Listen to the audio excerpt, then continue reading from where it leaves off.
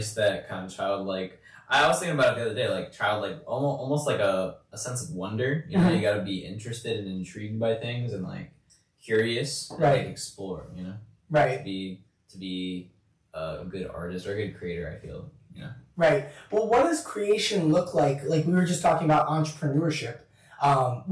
First off, hang on. I have to introduce us. I forgot about that. I did a cold open. Hell yeah. And then I didn't know we started. That's cool. I started it like 2 minutes ago, and I'm like, Liam is just, Liam's going to take it from here.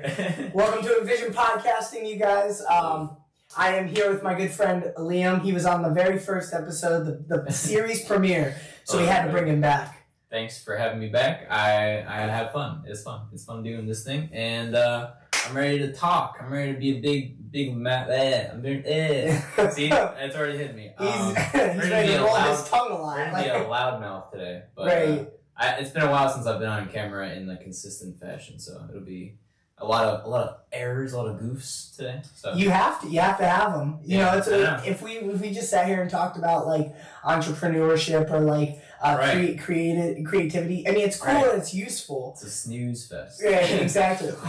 Give me a pillow, please.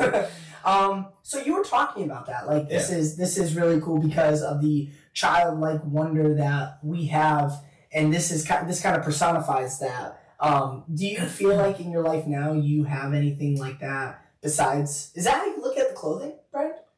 Yeah. Honestly, it's more so like I guess my idea is that I don't know. I think a lot of people let their dreams die in a way when they get older, especially kind of around this sort of age. They kind of lose their sense of like, they kind of lose their childhood selves in the like world of just getting a career. And, you know, recently, as we were talking about before, is like, I'm trying to focus on my career. Mm-hmm. So I'm trying to like live my dream and focus on my career at the same time. I'm just trying to make sure that it doesn't die. You know, that's kind of my MO right now. And I want to just make sure my childhood self doesn't die in the world of just working in a warehouse and all that. But I don't want to get too bitter, essentially, is my point. Like, I think that's what can happen to a lot of people in careers because they're frustrating. My grandfather, he's one of the coolest dudes I know. And he's very wise, but he also has that bitter feeling that you were just talking about because he was a truck driver for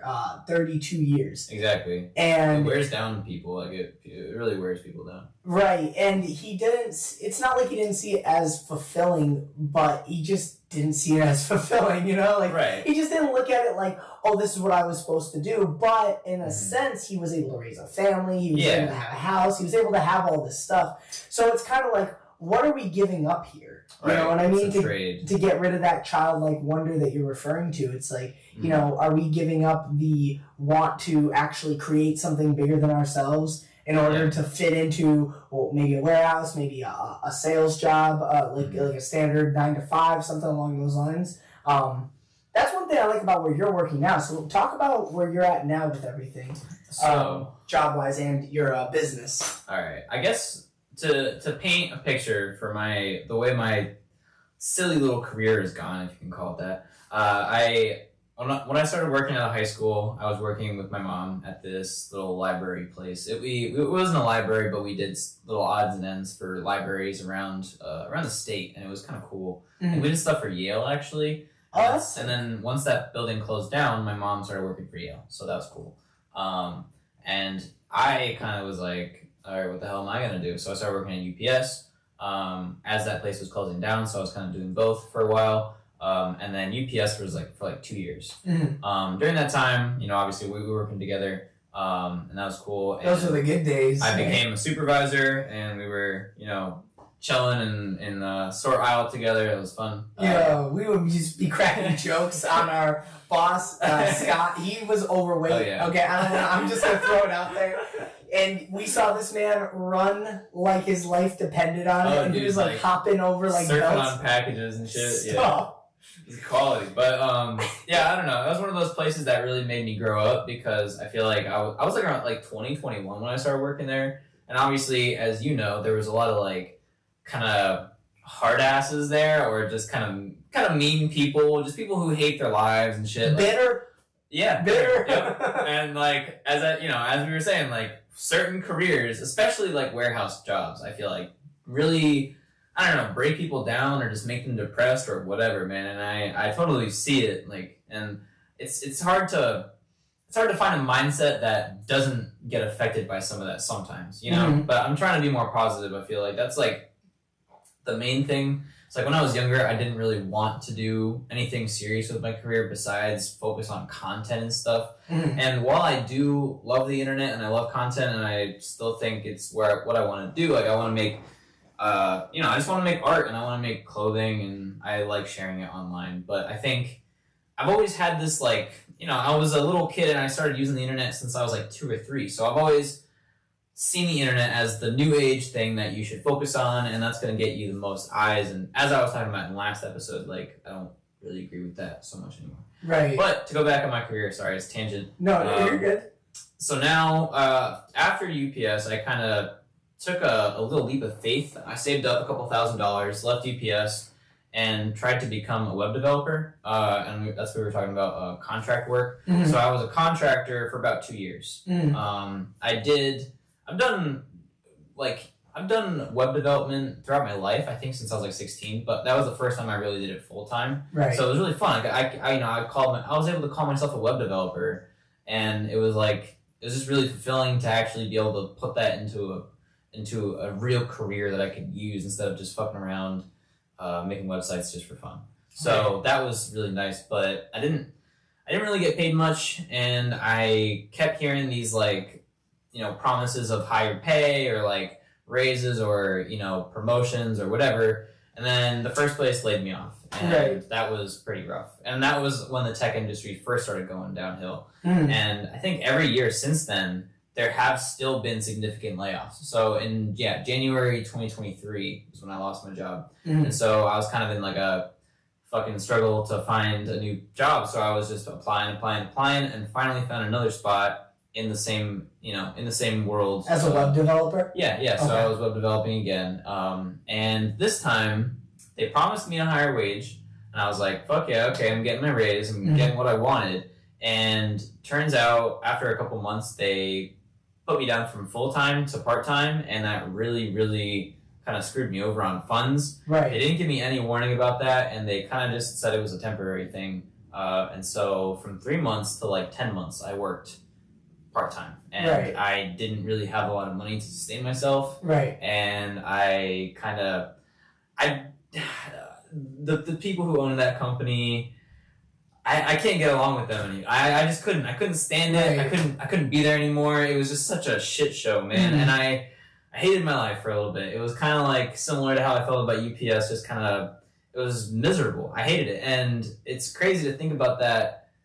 It's a really different thing working from home versus working in a place like UPS, but somehow those places carry that same vibe. And I think it's like just working with people like that you really just don't get along with, and you feel like are taking advantage of you. I think that's just like, it just makes you feel like shit. Right. So I don't think that web development is like necessarily like not my thing, but I think for now I'm going to steer clear of it. Right. And I've really been thinking about going back to school, because I think this has kind of been a wake-up call for me, this whole journey. And I probably want to go back to school, and I'm thinking about doing something with either stats or, I don't know, just something that will get me a career that I can make money with, and then I can do more focusing on my business. So, right. Yeah, absolutely. Fucking rant. Fuck yeah. No, it's good that you have a plan that you put into action, because a lot of people just kind of get discouraged and then they lay there and they don't do anything. And you were... obviously you were constantly moving, but at least you were constantly moving. You know what I mean? Trying to figure out what fits you and what suits you. And I think also what you just described is like the entrepreneurial fucking journey of every 20 to 25-year-old who's trying to make it with their own thing. Yeah. I think it's good for me to hop around to different jobs, see different things, and experience those differences to really set me on a path that makes me know, I can make sure I know what I want. I feel like the appeal of working something every day that's something creative or something like, if I realize now that could never be achieved by someone else giving me a paycheck. You know what I'm saying? I have to earn that. I have to either grind for that shit myself, right, or I have to work a normal fucking job. That's the way I see it. Is like I have to you working that normal job is your worst case scenario, right? And that's everybody's. That's what everybody does, anyways. Yes, you know what I mean? It's like, but I also think that like you can.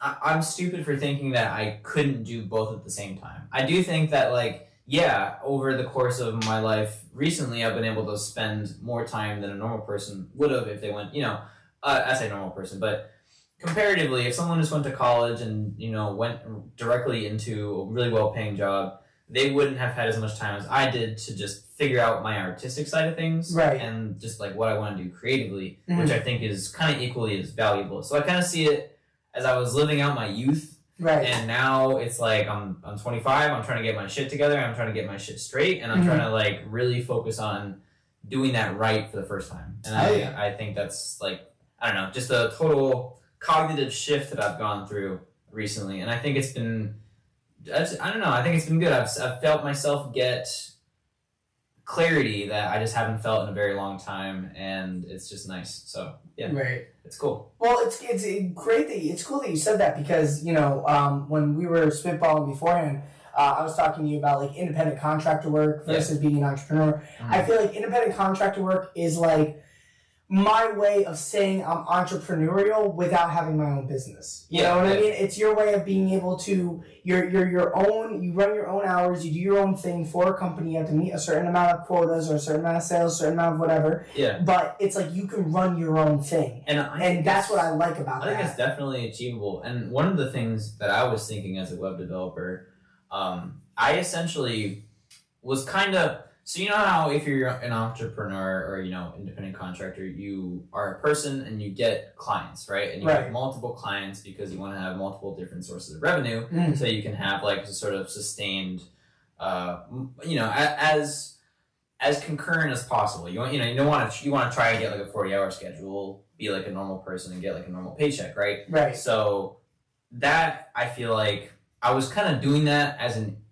for an agency. So think about the agency splitting all that money for those clients, or you doing it yourself and getting, without any sort of cut, you can get the full paycheck. And it's crazy because for web developers, at least entry level shit, they pay you like dog. They pay you dirt. So I was getting first place was paying like $16 an hour. Second place paid like $19 an hour. But think about the actual logistics of it. If you're doing a web development contract for certain high-end clients, they will pay you like $100 to $150 an hour. Right. So I was getting $19 an hour. Right. My agency was essentially taking away all that shit for me just because I didn't want to get out there and do that legwork. So I think that's a big thing. I was going to ask, because you have that entrepreneurial kind of independent contractor mindset already. Yeah. Would you ever consider doing web development work of your own and trying to find clients of your own? I know it's a messy process for sure, but you already run your own business. It's an option. It's definitely an option. I just think at the end of the day, I realized that if this is what it would be like to do this work every day, I don't really want to do it indefinitely, and I want to figure something else out, I guess, because I realized that a lot of it is either so fucking simple that you don't really take any hours at all to do it, and you would feel,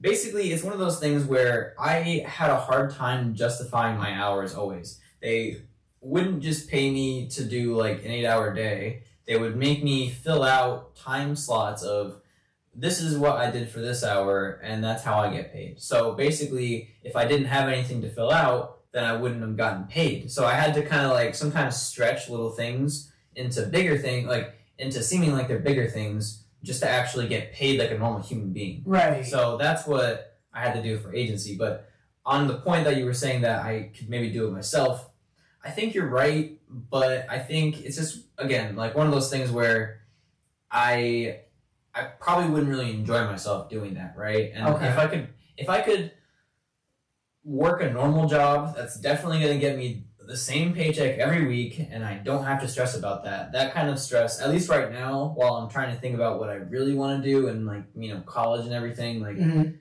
it's I don't know. Something about web stuff. I don't know. Again, like it could have just been that fact that the place that I just worked put such a bad taste in my mouth, but I need a break. You know, I need some sort of palate cleanser to change my brain around for a little bit and not think about that shit. Well, the plan, and that's the thing. I like how you're putting a plan forward. That's what everyone does, seemingly trying to like make it on their own, or trying to not only make money and have security, but when you're venturing out and doing things without that regular job, it's that scary question of like, all right, I just put my best plan forward. Yeah. And this might not work. And I'm going to have to fucking eat dirt on that and go back to the well. Like it was funny because I was talking to you about the sales thing. The first 6 or 7 days were terrible. They were terrible, dude. It was like 30 degrees out. I was out there for like 5-6 hours, knocking on door after door. They assigned me the worst territory I've ever worked in, even now. You know what I mean? Yeah. Even now that I'm more established and I've actually done great with what I'm doing, I would never go back to that territory ever again. That was so terrible. But I just felt that sensation of like, oh shit, this is a lot harder than I thought. And then that lady that I first sold to, she gave me a big hug. She's like, oh, thank you so much. She's like, she's dealing with all these other issues. Yeah. And so when that happened, I'm like, all right, so if I can just see through all the bullshit, all the problems, all the people, all the possible clients that may have issues, all the other dirtbag salesmen that are out there, because you are out there and I see you regularly, okay? It's just, it's a world of just dishonesty. That's what sales is. And I genuinely believe that. I think that there are a few caveats, a few people there that are genuinely there to do good work and serve the client. But at the same time, that's like 3% of us. 97%, they're there, they're looking at you, Liam, as a paycheck. You know what I mean? And I think it's because a lot of the time, right, they're set up to have to do that. You know, that's what they have to do for money. Right. If it's purely commission based, they can't go around pitching shit to clients and be like, not pressing them to buy it, because if they don't, they'll just like, if every salesman just was getting the money that they should have been getting because they're going around pitching stuff, if they're good pitchers, they shouldn't have to go around like trying to like force people's hands, and I feel like a lot of there's been this rhetoric of like, don't listen to no when people say no to you, and it's like, I think that it's harmful, because that's literally like, it's almost like consensual stuff, it's like basics. If someone's saying like no flat out like to your thing, then you should probably stop trying to convince them to do so. But I know everyone gets the bag differently, and I'm not in that situation myself, so you're creating friction with the client too. Yeah. You know what I mean? It's like there's potential for him to want to look at your flyer, look at what you have to offer. But if like there's positive peer pressure, but you have to make sure that the client and you see their center goal around it. You have to kind of make it their idea. Right. And making it their idea isn't like, hey, buy it. And they're like, no, and you're like, but why not? That's weird, and that's very amateur, and you just it's not gonna work, And that's one thing that why not? Right? Come on.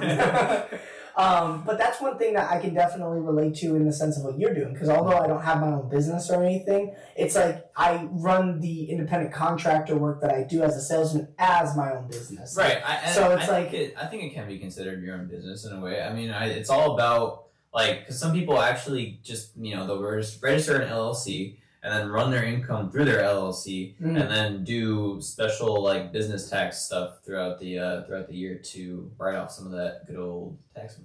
Right. That's one of the things I'll actually talk about here is like, I just did my taxes recently. Yeah. And before write-offs, I owed $3,200. Really? Yeah. And so the whole thing is like that's the ultimate downside of doing independent contract work, is you have to pay your own taxes. So unless you're an employee status, like, because the contract refers to a 1099. Right. 1099 is what basically means that they don't pay any taxes and you're paying all your own taxes. Right. So W-2 is what a normal employee gets, and that's where you can elect to have some, have them take it out paycheck by paycheck, which is what I like. Which it's just kind of what I like to do. I don't like owing like a huge sum of money at the end of the year. Right. Well, there's a lot of tax write-offs too. Right. So I was able to write off like almost the entire thing. I was able to write off up to, I was down to $300 at the end of the day. That's not bad. And then I paid like $200 or so to TurboTax after that. That's $2,800 you wrote off. Right, you know? right. And it's funny too because I was thinking about that earlier last week, I think, or the week before. I was like, you know what's interesting? I can probably write my car taxes off.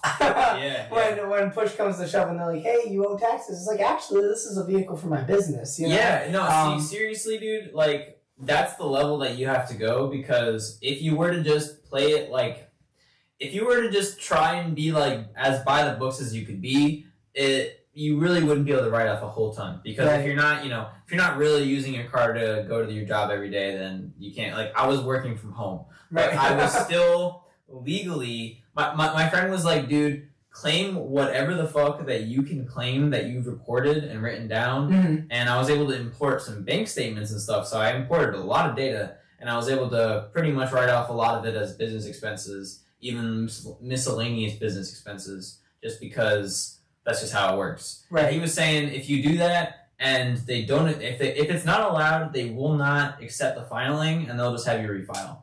And he said that they'll just have you do it within a couple days. So I submitted it. It went through went through 2 states actually, because I was working here, and technically I was working for a company in Minnesota. So I had to do CT tax, Minnesota tax, and federal tax. Wow. Yeah. So they're trying to find multiple ways of just ripping you apart. Right. You know what I mean? Just pick your pockets, Yeah, there's pluses and, there's upsides and downsides to it. I'm sure if I pushed it harder, maybe I could have gotten my whole tax write-off completely free. But, like, I was scared. It's my first time doing that shit, really, and I didn't want to fuck it up. So I just played by the books. I paid my money, and I left. Well, I like what you said. You said scared, right? Because no, because most people, to do their own independent work, they'll find security, and then they're like, okay. Yeah. So I'm going to stay here, And it's like, no, you found your security. You've been talking about finding this. You've been talking about finding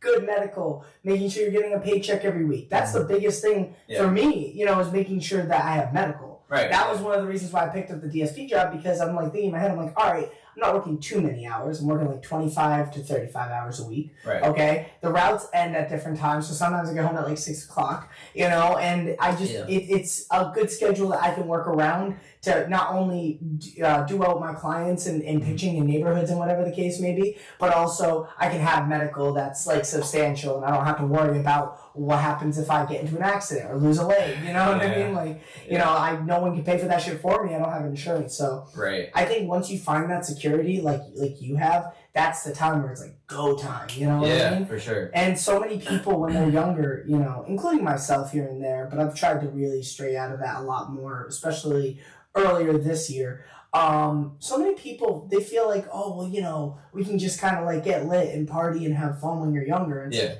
like, your body can handle it probably better, than when you're like 35 or 40. But your body can also handle harder work now, and more of a grind now, more consistency now. Yeah, it's about a balance. I think nothing is wrong with partying and having fun, so long as you actually balance it out with things. That's really how I feel, because I have fun with my friends pretty much every weekend, but lately I've been getting more actually focused on career stuff and just like just doing like basic shit, like keeping my room really clean and just like making sure like just buying good stuff for my room, and just making sure my apartment will be nice when me and my girlfriend move in together. Just like getting stuff like plates and planning for all the stuff we're gonna have. So I don't know, like you can have an adult mindset while kind of acting like a kid sometimes, and just having fun and fucking off. And that's what this is. You know what I mean? We're two adults. You know what I mean? Grown ass men in a room with 2 cameras on us, just fucking bullshitting in front of it. And recently it's funny because like there's this thing where I think a lot of content creators come from a very similar angle. And I don't know, it's just like everyone comes in new, and you come in and you just try stuff, So a lot of people, when they first start, really aren't that original. I was watching this dude who is a great streamer, and he's like probably like, he was in the top 100 streamers for the past like, on Twitch for the past like, I don't know, like 5-10 years. his name is Derma, but a lot of people haven't heard of him, and I don't know. He's like this dude online doing stuff, and he's always really inspired me. But recently, I started watching his like stuff from like 15 years ago, like 2011 or so.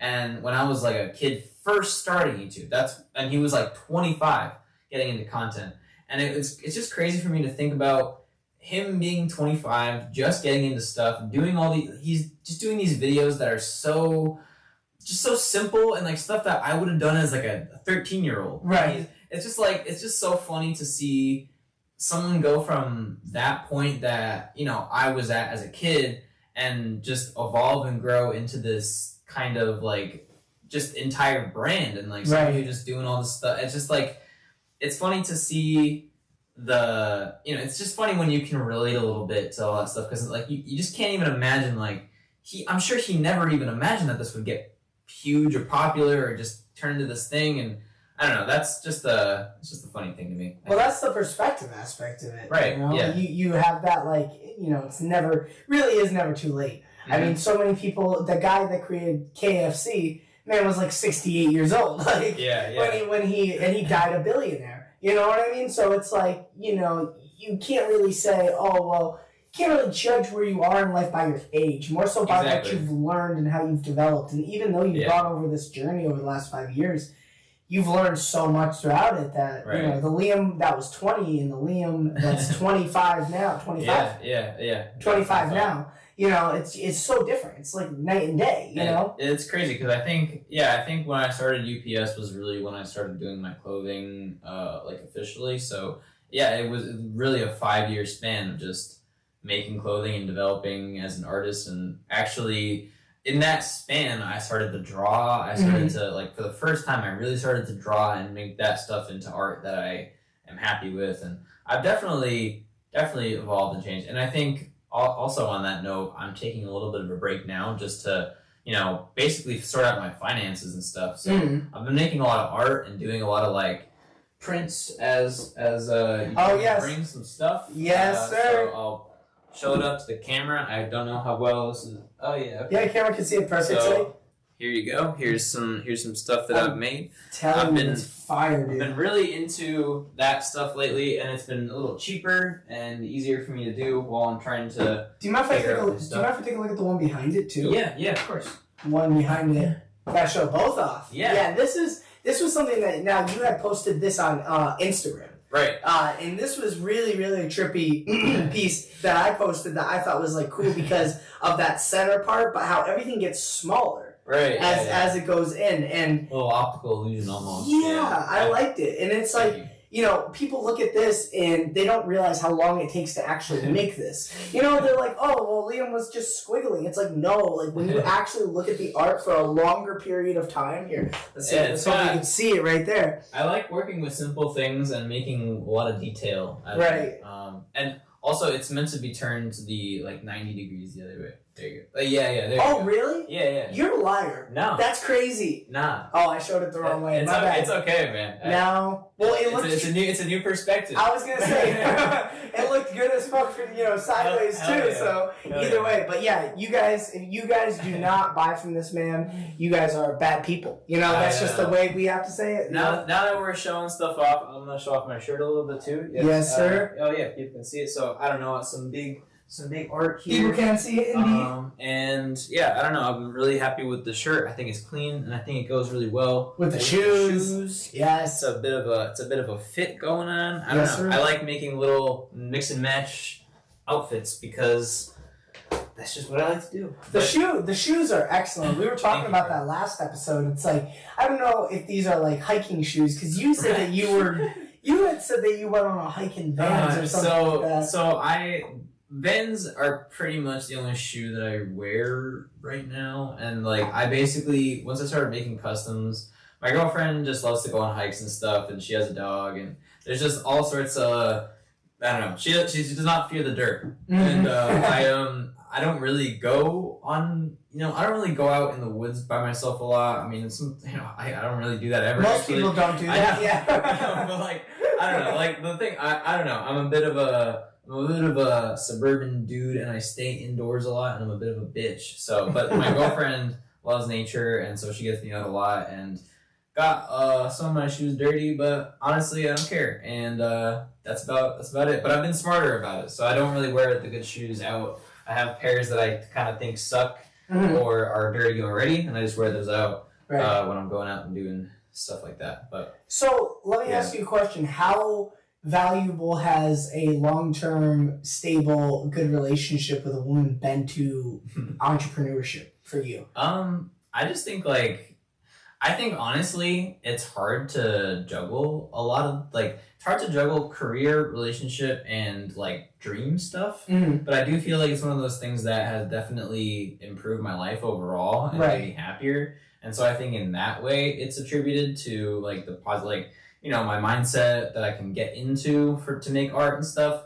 So I do think it's been overall a positive thing. Yeah. And I honestly, it's crazy because I never really, I've never had any relationship that's been even a fit, even a sixth as long as this. This has been...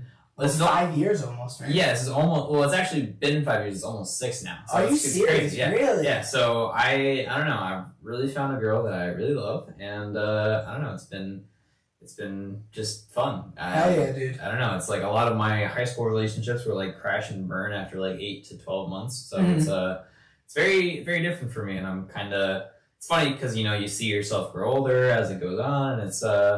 I'm an old bitch, man. I'm 25. I know. Senior citizen over here. I know, dude. Grab the walker. Geriatric now. I think the benefit of having, a long-term relationship when you're in entrepreneurship is you eliminate a lot of distractions, okay? Yeah. Us guys, naturally, and women are the same way. You're doing your own thing, you're single, you're making your way in the world, you're doing what you love. But then there's a woman you see and you're like, oh, maybe I should, you know what I mean? Maybe I should start talking to her. And then, or maybe even worse, you meet her as a client. It's like, oh, fuck, now. Perfect. Now I'm going to pass that door and feel regret when I do it, or something along those lines. That's funny. But, it's I feel like a lot of people who are solo are too solo in that sense. My bosses, a lot of them, they've been sales reps for years, but none of them are married. I mean, not a single one of them.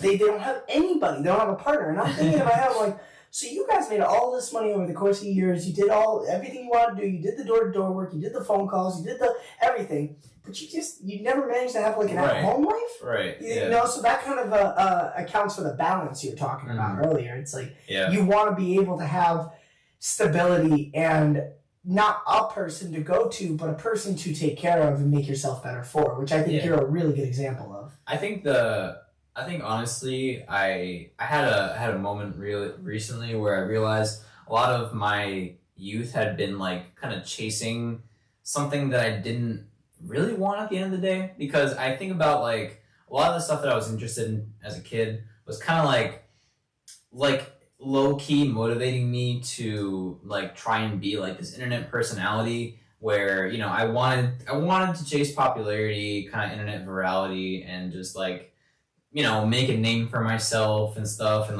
kind of be a face or something, just all this kid shit that you look at YouTubers and their money and the way that they can live their life and stuff, and you're just and that's just because he makes videos. It's crazy. Right. It's one of those things that I feel like I really, really not fell for as a kid, but was really, I guess fell for is a good word, because it's just something that made me, that's one of the reasons I didn't really go to college too, is because of all that stuff. And so realizing that now and being it's kind of a sobering up feeling where damn, I would never really want to be a fucking niche micro celebrity online that has to worry about his views every day he posts, because that's your actual fucking paycheck and livelihood. A lot of that stuff, man, is as wonderful as it would be to just make YouTube videos for a living. If that's what you have to worry about, sometimes that shit will probably eat at you, because the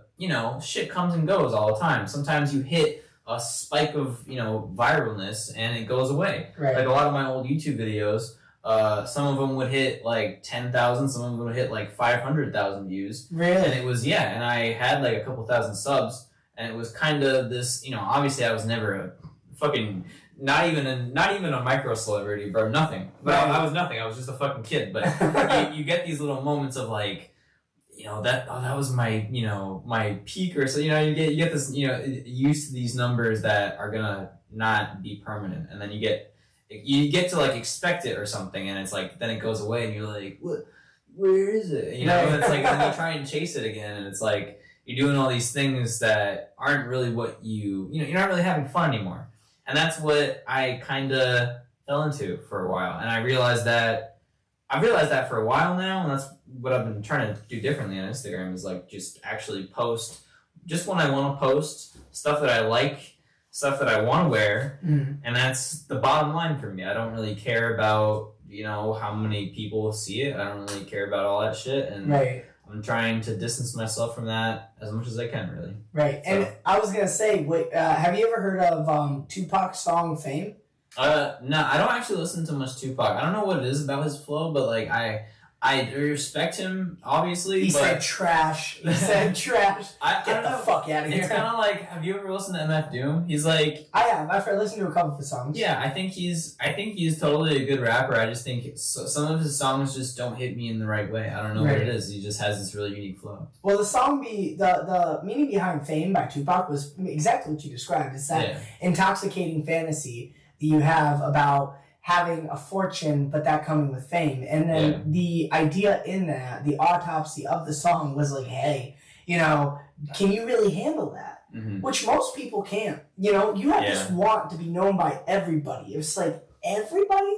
Really? Right, you want to walk out of your door and you want people to just come up to you randomly and be like, hey, let's get a picture. You know how annoying that is for a lot of people, So it's like, you can have the want for it, and then when the chip on the shoulder goes away, it's like you're not really left with anything except for, well, what did you say, those viral spikes and dips, maybe I'll be famous tomorrow, but the next day nobody will really care. It's like a fleeting moment, really. It's like that 15 minutes of fame they call it online, but I think the thing for me is like, when you're a kid, it's just like it just hits you in a different way. Like it's like a euphoria, It's like now I've kind of gotten used to that over time, and I'm sort of in the point where like I see the spikes as like just kind of, I'm grateful for whatever luck comes my way, and like as I think we said like last time on this podcast, I was saying how I was doing good with sales, and this year I'm kind of not even focusing on sales at all. That was kind of like my goal for last year, and now that I've done that made me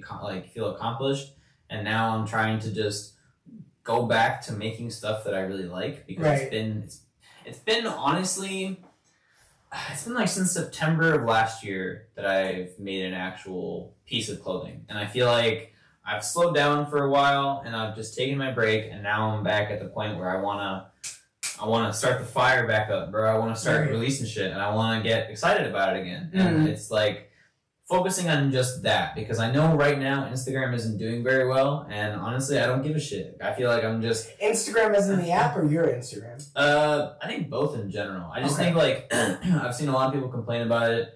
And I'm at the point again where I just don't really care. I just see it happening, and it makes me realize that I have to diversify. But it's just an observation. It's not really like, oh, I'm scared. Like it's something that I used and I got to a certain level with in the beginning, and I felt like I was really happy with all the interactions I had. It was a lot of fun. And I'm still gonna use it. I'm just not gonna. It's not going to be my main squeeze, It's not going to be what I focus on primarily. I'm going to just focus on the art primarily, and then release it wherever it should be released, wherever is effective, and that's how it is. I feel the same way as you do, man. Like, I could pay all this money to ads and stuff like that, and try to put and for some podcasts I do, for a lot of them I did at the beginning, but then I was watching a video about this guy talking about why he does podcasts. And it kind of made me internally look at why I do podcasts. And really what it comes down to is just kind of documentation. That's how I look at this. Is like,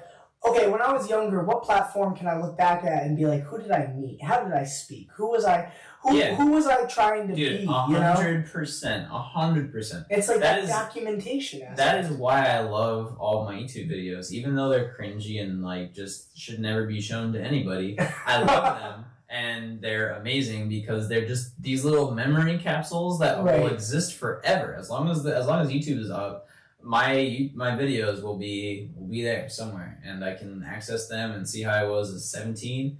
And as a 25-year-old, that is kind of crazy because 17 is almost 10 years from 25. That's crazy. And like it's just so, it's like a time machine, bro. I don't even like I know I was that same guy, but it's crazy because that doesn't even feel like me anymore. Like I've, just evolution like that. But I don't know, it is. I feel like a lot of the things online should be just boiled down to simple things like that. If you're making something like that, it should just be something that just makes you happy. It doesn't matter how it makes you happy, just that it makes you happy in some way. And I think definitely like making memories is one of those ways that just, like for gaming videos, a lot of that stuff is just a fun memory with my friends, and just maybe like something funny happens too or something like that. Is a lot of my old videos are like that, just me playing games with my friends, honestly. And that's the biggest thing, like I've realized for me now, and I'm glad that you brought it up, is like staying consistent.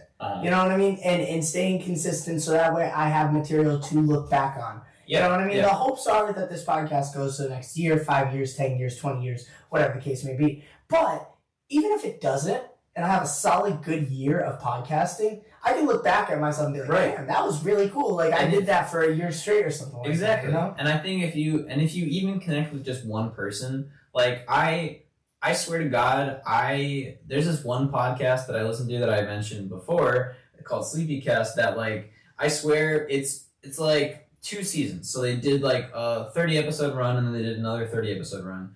And I have re-listened to that countless times because there is no other podcast that has such a unique group of people together. No podcast that, at least to me, like they matter to me because they're online animators and I knew them and like I knew their content before I saw the podcast.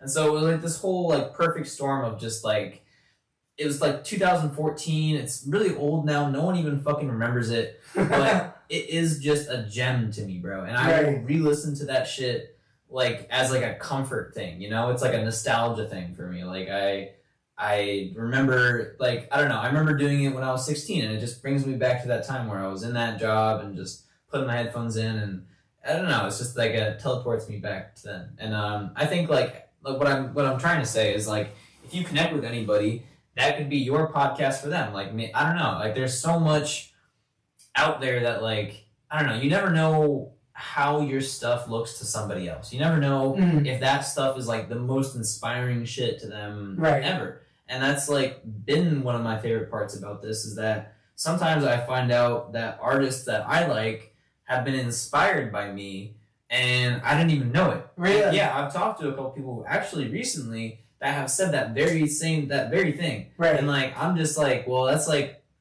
that's like a legacy sort of thing. Like I want to inspire people because like I feel so passionately about art that I want other people to feel that and like feel that because of I don't know. No, I like that. It's just cool as shit, man. It shows that, your fulfillment comes from different spots. You know what I mean? Yeah. Like you could be like, you could have made 100 to 1,000 sales last year and be like, oh man, I'm making all this money, but nobody knows you or nobody says anything to you. Whereas equally, that person who said, hey, you inspired me to start my own business is equally as fulfilling as the money or the sales you made. I think honestly, dude, like.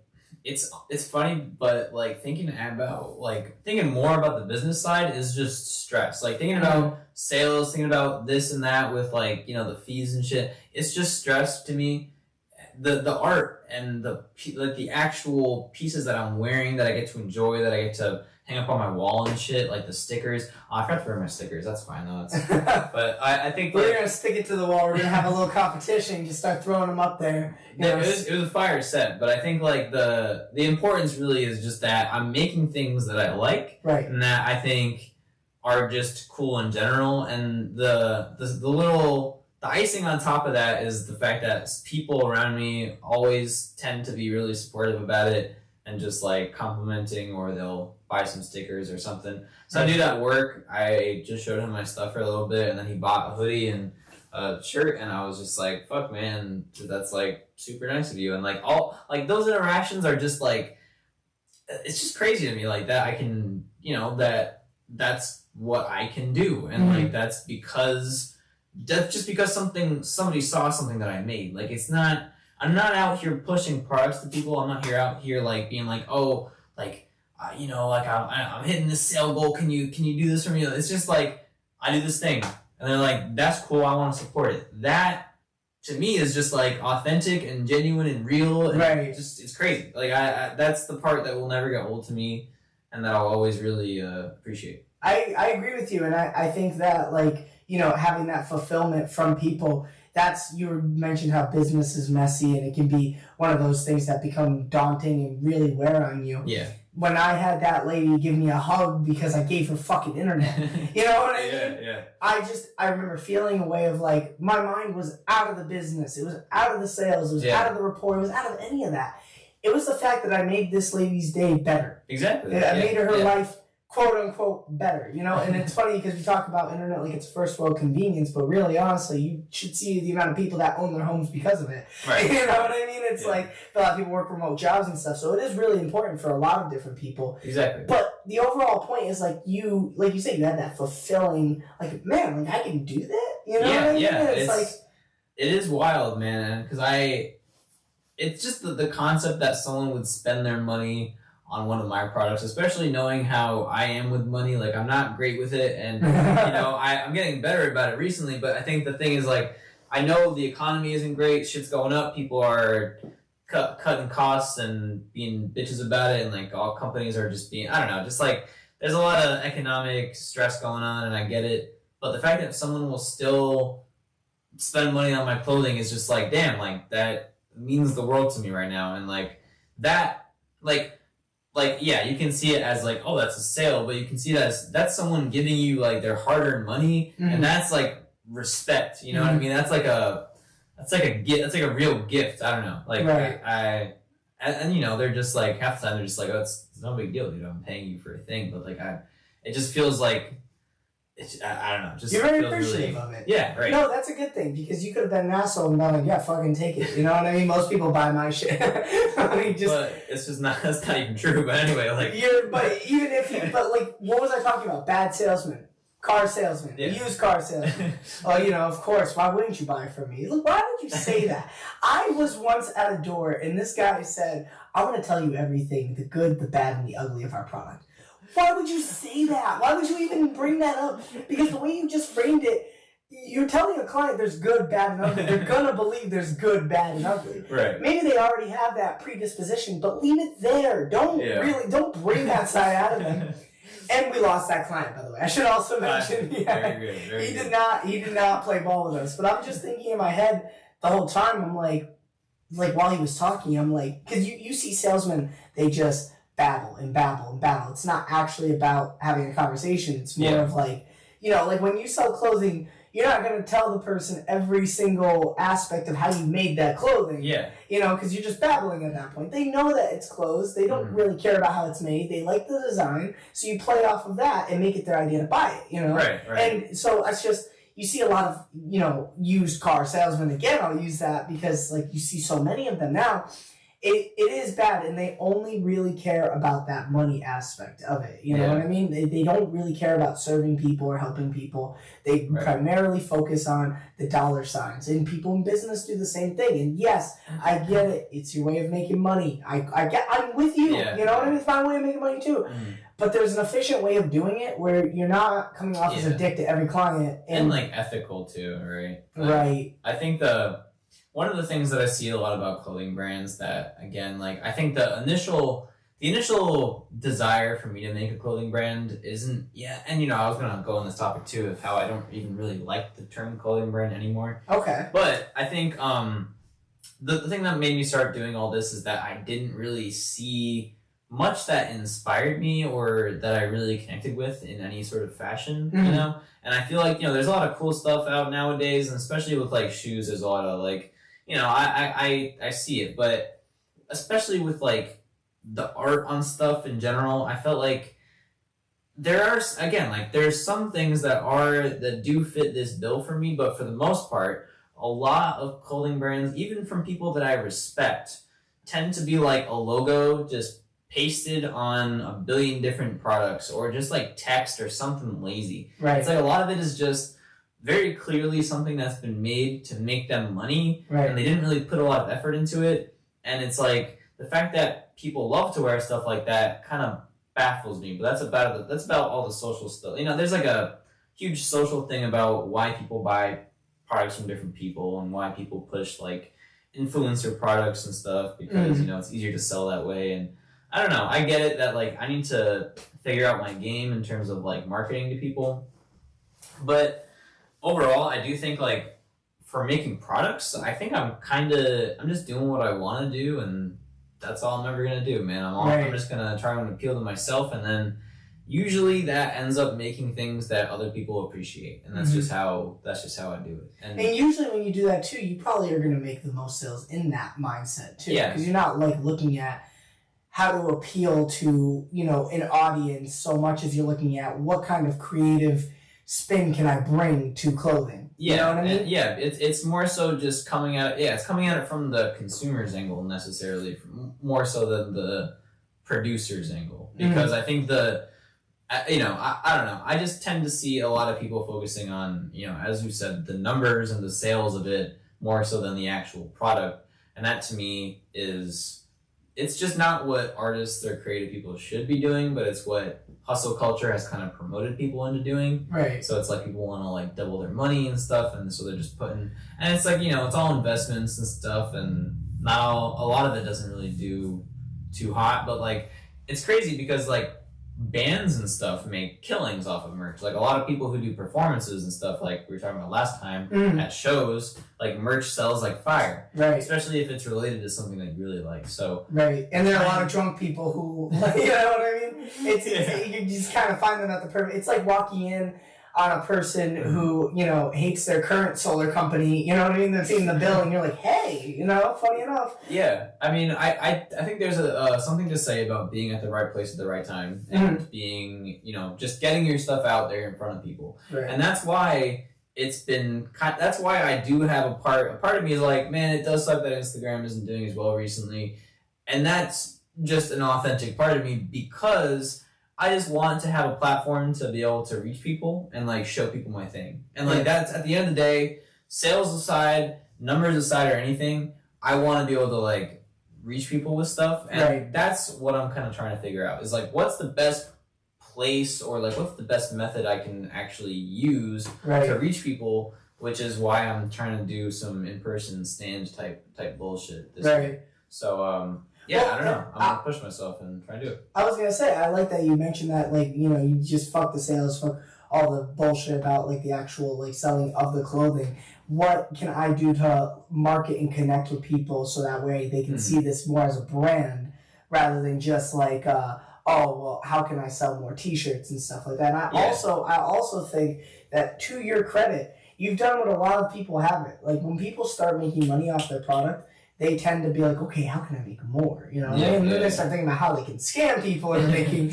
you know, into making money. It's like you've kind of gone in the opposite direction. You've accomplished the goal of doing what you wanted to do sales wise.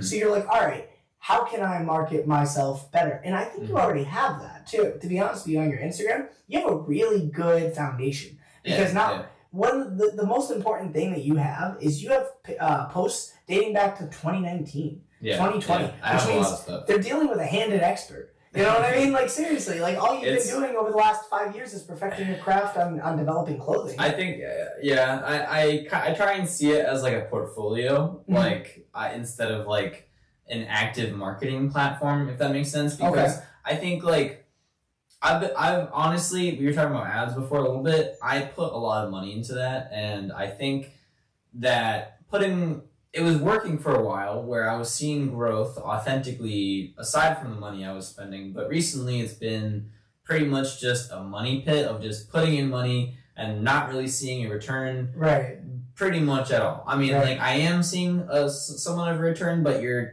just never sure if it's really worth it. And that's what I've really changed my mind about for Instagram. I'm gonna post like I've always posted, and I'm gonna just keep uploading like it's just a portfolio. And so that is cool. But I think I don't know. It might just be a different platform that I focus online. It might just be in-person sales, but I have to go around experimenting and doing a whole bunch of different stuff to try and figure out what that really is. And what you were saying before is like, you know, like I think you said like I was focusing on trying to put myself out there as a brand. It's a brand, but it's also like there's a lot of people who are just artists online, and they're just artists, and they have stores that have clothing and stuff and like little prints. And low key, man, a lot of the time I vibe with that sentiment a lot more than the sentiment of a clothing brand, because while I do like the streetwear style and stuff and certain things that, you know, clothing brands are known for, I think the thing with my stuff is that, you know, as I've been talking about, like I come from this as an artist. Like my perspective is from an artist. Right. So I make art first for the art, and then I can apply it to products as I go. Right. But I'm not really here to make like a ton of money. I'm not really here to do that or like push sales or, you know, do all that bullshit. Right. I'm more so here to make stuff that I like and connect with people. Like that is what I'm trying to do. So I think like, and that's like authentically, like I like the idea of connecting with other artists, doing work with them and stuff, not even just to build audiences, to build a brand, but to do something real. You know what I'm saying? Like what we're doing right here is two people doing something real because we both like, you know, podcasting and creativity and all that. It's that childhood, creative. That's what I'm saying, bro. When like, you were young, real shit. When you were younger, like, did you ever play with action figures? Yeah, I was one of those kids who I had action figures, and I would kind of use them as like, so I would imagine stuff around them. So a lot of it was like not so much me touching them, but like me kind of imagining them in scenes and stuff. And like, so like, I know some people like fucking do the whole thing, but like a lot of it was me going around my house and like imagining these like little battle scenes, like just like little wars going around on my floor, little mini guys and stuff. I don't know. I was a funny little kid, but that's good, because it's that imagination that everybody's kind of lacking now because they found that security. You know what I mean? It's like they've fallen into that trap of like, all right, well, they got the 40-hour week, and I say trap because it's perspective. You look at a 40-hour week job as security, so that way you can live freely. In the sense of like, you can work on your clothing, you can work on your designs, you can work on what you want to work on without having to worry about it being your financial way of making it, right? Exactly, yeah. Well, and if it blows up, it blows up, but if it doesn't, I mean, fuck it. Like, you're happy with the product, you know what I mean? You're happy with what you've made. And I think a lot of people are kind of, you know, in the opposite direction, where they're like, I'm going to start that, I'm going to do it, and they get a job, and then they're like, you know... And they have days off to do it too, but they're like, you know, I gotta spend time with family and stuff like that. I gotta do this. Most people have a lot more time than they think they do. You know what I mean? Most people are like, oh, I just don't have time for it. It's like, oh yeah, because you have to lay in bed for 3 hours upon waking. You know what I mean? Like, so it's about getting yourself to do things while also not like forcing yourself, and that doesn't really make a lot of sense, I think, but it does in a weird way. We're like kind of getting yourself excited for. Yeah, you got to try and motivate yourself to things like to do things that you really want to do, while avoiding things that just don't feel genuine to you, I guess. Right. So like I've always had this desire to make music at some point or do painting or something, right? And I've been putting it off lately just because I have other things to focus on that are creative. Right. And I think that's a big thing for me, is like, I can't do everything at once, so I have to choose things to focus on. But I know what you're saying, not necessarily not that, but like people who don't really do anything, right? So I think like you got to push yourself into doing things, but sometimes if you prioritize and choose something over something else, then that's fine. But it's about like, you know, like really just following your heart and like what you really want to do.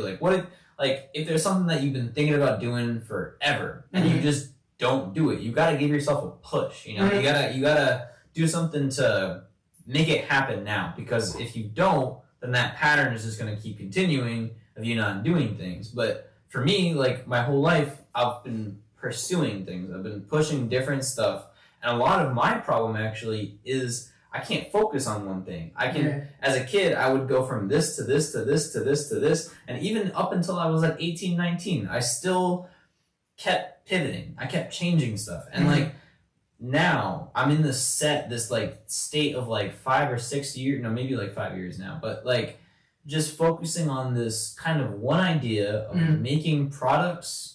And yeah, I'll choose different products here and there, but it's this kind of one idea that I'm polishing, and like, you know, I'm working on digital art. That's like my main thing. And then other stuff comes out of that. But like focusing on that one thing has been really lucrative for me. And not that you can't focus on different things, and a lot of people are multi-talented and really, really good at, you know, making music and art and stuff like that. Like I want to get into maybe some minor animation and stuff, right? But it's all like, I don't know. Again, like that's what I'm focused on now. It's what I'm thankful that I've been able to hold that focus for that time, I guess, because it's like as I said, I haven't really been able to do that when I was younger, and it's like that maturity thing, like that clarity, as I was saying, like that.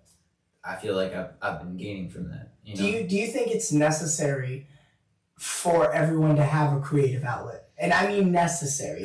Like they should. Just for two reasons. Number one, if they are miserable with their current life, then that creative outlet gives them something. You know what I mean? To look forward to, especially if you have the lonely, single, without a family type people who all they do is work 60, 70 hours a week, and that's it, and then they're depressed all the time, you know? I think it's a hard question because, like, I've thought this many times, kind of, and my conclusion really is that if people genuinely do not have an interest in being creative and they're perfectly fine living without it, then that's totally fine for them. But I do think it's just kind of like how I think about when people are like, oh, you know, I will never try weed and I'll never try psychedelics and stuff. And like, I'm like, okay, well, that's totally fine if that's your thing, if that's what you don't want to do. But for me, trying those things at least is like, if I didn't try them, I feel like I'd be missing a part of the human experience, you know, to at least like know what that's like, you know. And that's what I think about for creativity is like getting really into art and creativity and your feelings and your expression is, I feel like, a really important part of of being a human and like humanity and what we, you know, over all the years, like over like history and like all the stuff you can imagine and think of from culture. Culture is art and human expression. That's what that is. Like all the clothing people are wearing, all their hairstyles, like the things on their walls, their fucking houses. All of that is a creation from a human brain that's an expression of someone's self, you know? And it's like that's who we are, you know? And it's like the fact that some people completely are void of that is kind of crazy to me because I don't relate to those people very much at all. And it's kind of hard for me to talk to those people, not gonna lie. It's like, I don't know about you, you know, you're a weirdo. But like, that's not to say that someone who currently doesn't do anything creative is just a weirdo. But I think someone who's like, I think people who don't have like any desire to do anything like that, and I don't know, it's just a bit alien to me is all I'm saying. Like, I can't really hate on it, but I do think that like, to me it feels important and like something that I couldn't live without, you know? Like, you also ask yourself, why not? You know what I mean? Because like so many of us, well, 95% of us are consumers, you know what I mean? And we can also be creators and consumers, but it's also, it's the ratio of how much you do each, right? Like, it's like, if I'm consuming a bunch and I'm only creating a little, then not only might my income not look amazing, right? Because I'm spending $70 at 7-Eleven from the $70 sale I just made, you know what I mean, off of whoever. But also, it's like you like you said, you're kind of void of personality. You know what I mean? You don't have to be overly expressive. This could be just a outlet for you. Right. You know what I mean? That's what I'm saying. But like but that is expression. An outlet for you, that's you know, like a lot of people think that outlet is like expressing to other people. You know what I'm saying? Yeah. It's like, well, I gotta show this now. Yeah. Like, I mean, you don't necessarily have to post it. You don't necessarily have to do anything with it. You can just make it for you. Right. Just for you. But I think the cool thing about the internet is that it makes it easy to do both in a way. Like, that's kind of what I try and do is I'll make my art for me, and if I think it's share-worthy, I will share it. Like, you asked me a question on the last podcast, like, do you use everything that you draw, or, like, do you have drawings that you don't like? And it's like, yeah, I definitely do have sketches that I don't like, and I think every artist can say that. Like, right. And that's a part of developing your style and doing new things, because it's hard, and that's where the difficulty is. You will mess up, and you will have to try again, right. And you'll have to deal with that feeling of like, this is imperfect, or this isn't what I wanted, or whatever. But getting over that is development. That's how you get, that's how you mature. That's how you get over the little feelings that it doesn't really matter at the end of the day. You can get past that, and you can just do what you want anyway. Like, it's not, just because you messed up that one time doesn't mean shit, really. Right. And I think not forcing yourself, like you were talking about, don't force yourself to do something that you don't feel like is genuine. Yeah. I think forcing yourself to do something in the pursuit of something genuine is more worthwhile, right? Yeah, like, let's just say you didn't like a sketch that came out, and you're like, okay, well, I'm going to have to do this whole thing again, number one, which is going to be irritating and annoying. So that's going to take up this much time. And then you start, like, time slotting it, and then you start doing it. And you're like, this really sucks. I hate it. Because, like, you didn't want to recreate it, but it didn't look the way you wanted it to look. I think in those types of situations, that's when it's good to force yourself to do something. Right. You know what I mean? Yeah, that's what I was saying, like, the balance that you have to have, where, like, you make sure you're doing something, and you make sure that you like that. Like, it's about the principle. It's not like you're gonna enjoy every second of what you are physically doing. And that's a lot of art is actually physically difficult and a little bit annoying and frustrating. But that annoyance and frustration pales in comparison to the accomplishment of actually doing something. Right. So that's why you have to look past it. Because if you don't ever look past it, you'll never get to that point. Hell yeah. You have to have some, like, I'm telling you, like, if you have a page that's blank or with a couple lines on it or whatever, it just doesn't look appealing. Like, like you have to fucking finish what you're doing in order for you to get at that, like, that satisfaction, that dopamine, that, like, that actual feeling. Hell yeah, that feeling that you've actually done something. Right. And that's why, like, finishing, like, going from sketch to, like, the posters that we have here is, like, crazy to me, because it's, like, a whole, like, that process is inspiring to me. That is why, as part of the reason I keep doing it, is because I feel myself improving and changing and doing things that I would not have assumed I could do. So, and then I end up with things that surprise me, and like playing with different colors on my computer. Like, I'll do, like, there's these effects where you can basically, you can set a color in Photoshop, and you can set a bunch of different colors up, and, like, you basically, color it the way you want. And then you can use a little slider to change the hue, which will basically change all of the colors on the whole thing. So you can basically use that to try and play with, like, new color combinations that you really didn't, like, necessarily think of originally, but you played with it, and then you find it, and it's like, oh my god, this is here, like. And that came from you, even if you didn't plan it that way. It's still something that you did, and you found that because you tried it. Hell yeah. And that addiction you were talking about just becomes addictive. Right. Well, and it grows. Like, you learn from what you did, and then you maybe add something else on to the next time. So you add, like, a new layer of just doing, like, and you don't even have to do a new layer of effects or something. You could just be, as we were talking about last time, like, I want to get into drawing, like, different things from nature. And I think what I'm going to start doing is doing, like, animal and plant studies. So I can start learning how to draw, like, just, like, plants from the top of my head, and just, like, do all that stuff, like, free flow, and I want to start doing that. And that's a way to evolve and, challenge yourself and your art and make something different. And, like, there's like a million trillion different ways to do it, which is why it's so addicting, because it's so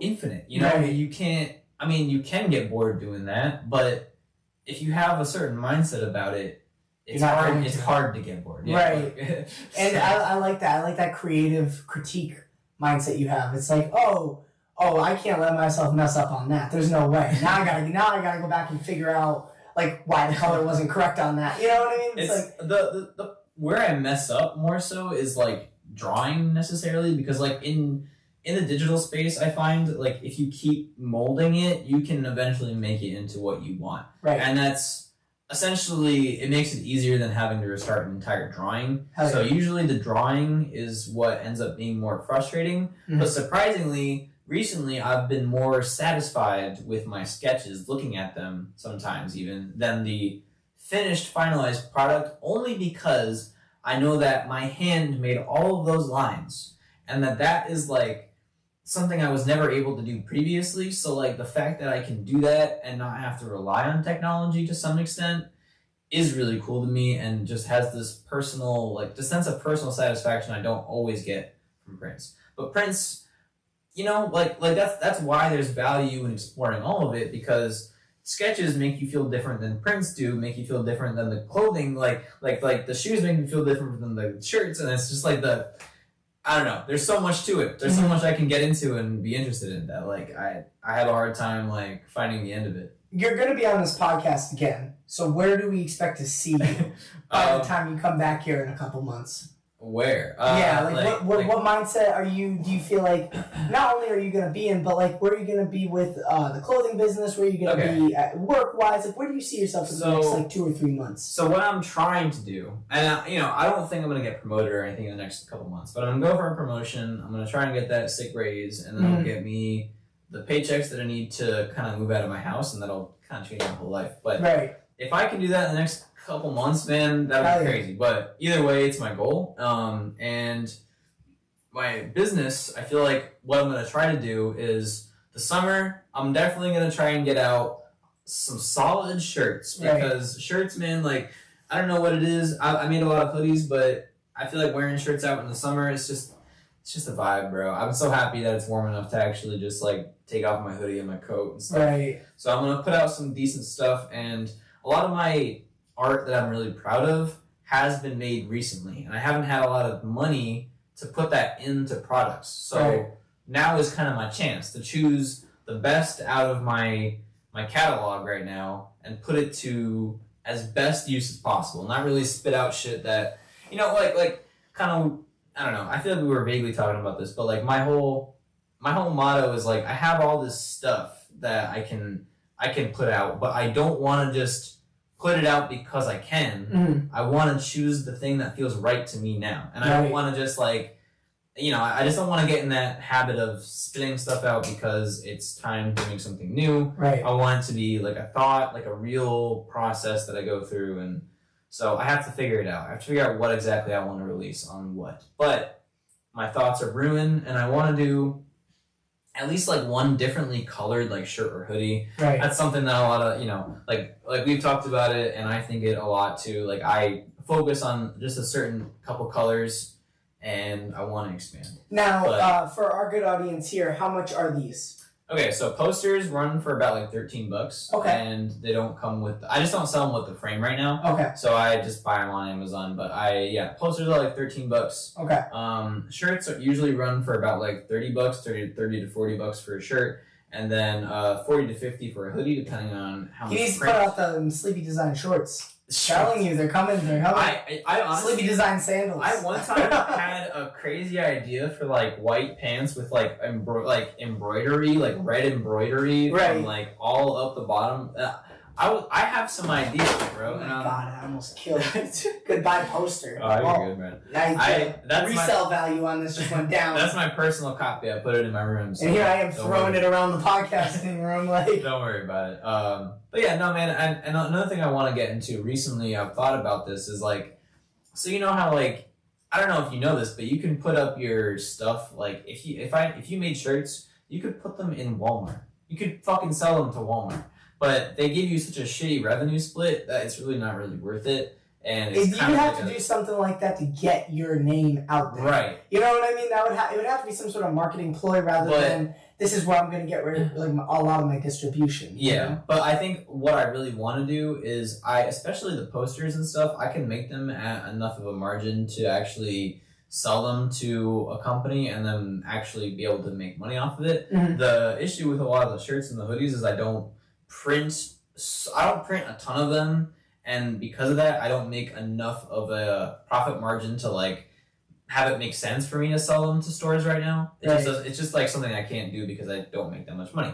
But with the posters and the stickers and stuff, I probably could contact like local shops that do like, I don't know, it's just, I have to figure out local places that would actually be interested in products. Mom and pop shops want to blow up just like you know? But like, like, I'm just trying to think about, because like, I have kind of like a trippy style, so I'm thinking like, I'm honestly thinking stuff like fucking crystal shops, like vape shops, like shit like that. Like, dude, anything, bro. That'd be cool. Just any place that is down, but I want to focus on like local places, like places that are not chains, not like a fucking Walmart, not a Hot Topic, not like a Target. Like, I want to focus on stores that are actually someone I can talk to and connect with, and not just fucking get ripped off from. Hell yeah. Like, that's my plan, though. I was gonna say, you said better than I did.